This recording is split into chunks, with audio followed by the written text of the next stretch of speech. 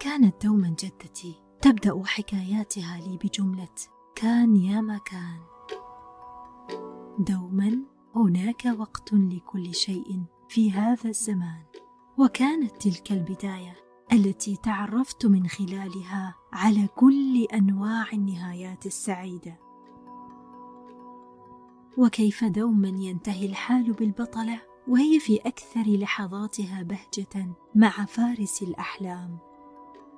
عرفتني أن النهاية دوما لها التوقيت المناسب، وأن الوقت يساعدنا في الوصول لأحلامنا مثلما يساعدنا على التنبؤ بالنهايات.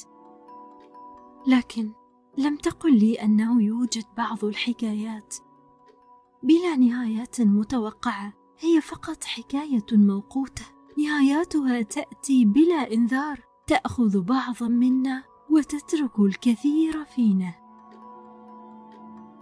لم تخبرني جدتي أن هناك ضيفا يزورها بلا ميعاد سابق، ولم تخبرني أن أنتظر زيارته أنا الأخرى، حتى فاجأتني هي بالنهاية، نهاية حكايتها التي كان الخائن فيها هو الوقت الذي لم يساعدها على التنبؤ هذه المرة.